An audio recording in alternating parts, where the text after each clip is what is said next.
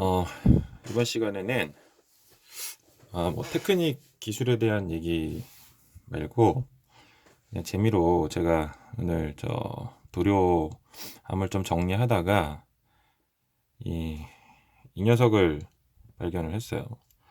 이게 아시는 분은 아시고 모르시는 분은 모르실 텐데 에나멜입니다. 에나멜 중에서 험브롤 에나멜이라는 영국 걸로 알고 있는데 맞네요. 잉글랜드라고 써 있죠? 네, 잉글랜드. 네. 영국제 에나멜이에요. 이거를 제가 계속 가지고 좀 있은 거를 지금 발견을 했어요. 그래가지고 굳었나 안 굳었나 뚜껑을 따봤더니 한 절반은 굳었고 절반은 아직도 굳지를 않았습니다. 사실 험브롤 에나멜은 이, 이 밀리터리 피겨 페인팅에 있어서 굉장히 좀 의미가 많은 도료였어요. 현재는 사용하시는 분이 아예 없다고 봐도 무방하죠. 이건 전 세계를 통틀어 봐도 그럴 것 같고 이 회사 뭐 망했는지 있는지 모르겠네요. 저처럼 나이가 어느 정도 있고 국내 이제 프라모델의 어떤 본격적으로 취미가라는 호비스트가 발행이 되면서부터 본격적으로 뭔가 어, 좀 전문화되는 시점, 그 시점 이후에 이제 프라모델을 했던 사람들은 이 험브럴 에나멜을 아주 잘 알고 있습니다. 이 에나멜의 특징은 라카랑 비슷해서 굳고 나면 닦이지가 않아요. 라이터 기름으로도 안 닦입니다. 그래서 표면이 아주 단단하기 때문에 그 위에 여러 가지 표현을 하기가 되게 쉬웠어요. 반면에 라카처럼 너무 고와서 색감이 깊이가 좀 떨어지는 부분, 그 부분 때문에 라카 그런 그 산뜻한 표현에는 좋지만 깊이감이 좀 떨어지는 부분, 붓도장에 적합하지 않은 부분, 그런 부분들은 에나멜의 성격을 갖고 있어서 깊이감은 되게 좋고 붓도장은 잘 되면서 피막은 매우 단단한 그런 성격. 블렌딩이 가장 잘 되는 에나멜 도료다. 이렇게 해서 칭송을 많이 받았던 도료입니다. 그래서 한때 에나멜 피겨 페인팅이 유행을 할 때는 이 험브롤로 하는 게 정석처럼 그리고 매우 잘하는 사람들이 다루는 도료 이렇게 좀 퍼졌었어요. 가격도 상당히 비쌌던 걸로 기억합니다. 여기 보이시는 가장 일반적으로 쓰이는 타미야 에나멜에 비해서 한 1.5배 정도는 비쌌던 것 같고요. 취급하는 모형점이나 인터넷 쇼핑몰도 많지 않았던 걸로 제가 기억을 하고 있습니다. 근데 그래서 이거를 구할 수 있게 되면 최대한 좀 모아놓고 사용을 하는 사람들이 많았던 것 같아요. 특히 이 살색. 가장 중요한 게 이제 얼굴 페인팅 할 때가 가장 중요하니까 밑색이 벗겨질 때도 가장 위험하고 그래서 이 살색 같은 경우에는 많이 모아놓고 썼던 기억이 나고요. 지금 보니까 다 굳었네요. 네.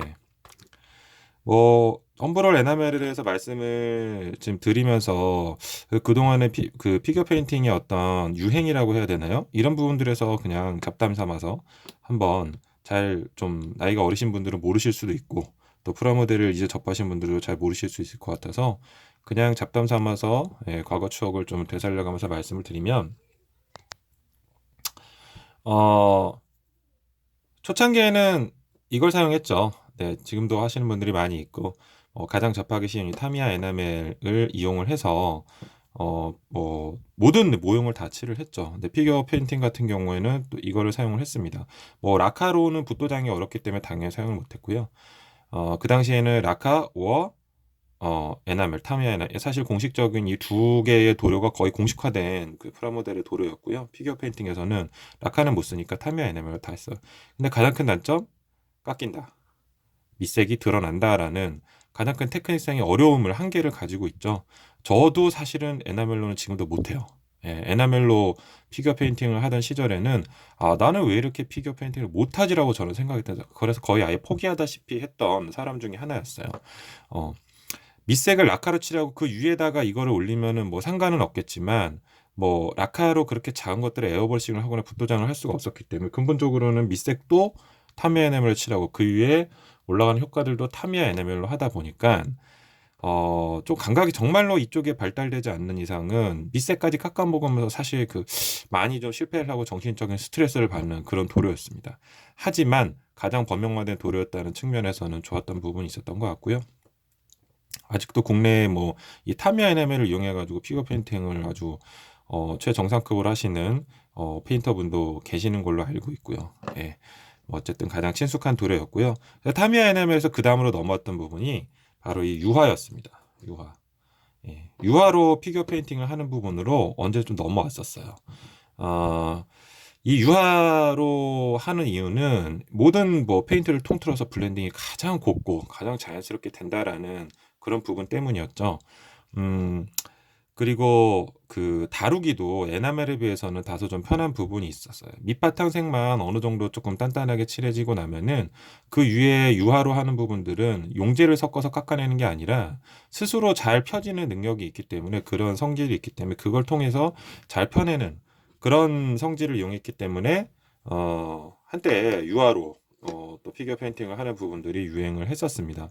길게 가진 못했던 것 같아요. 그리고 유화라는 약간 너무 또 이렇게 그러니까 모형 재료라기보다는 미술 재료에 정말 가까운 그런 그 성격이 페인터들이나 프라모델 하시는 분들한테 아주 친숙하게 다가오진 않았던 것 같아요. 네.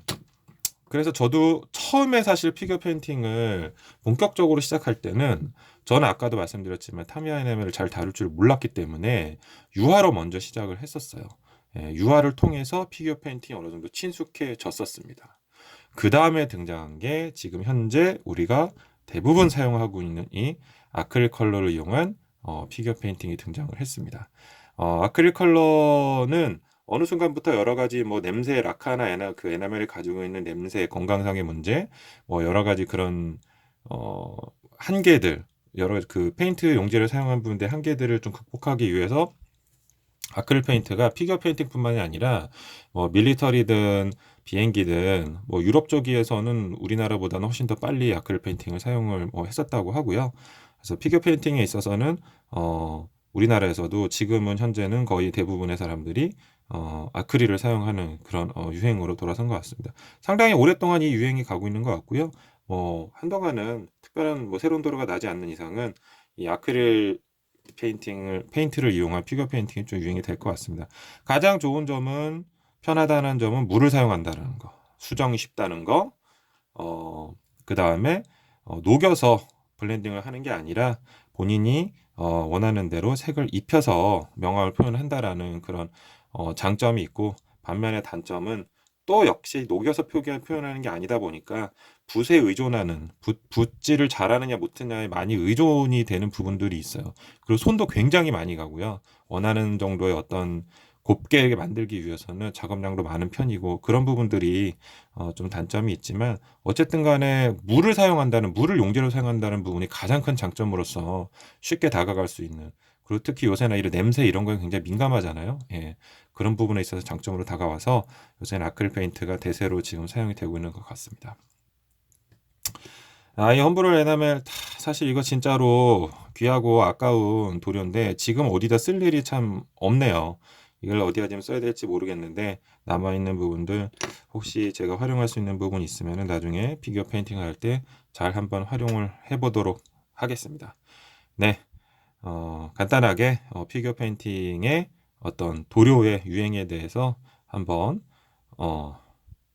늘어나 봤습니다. 네, 이상입니다.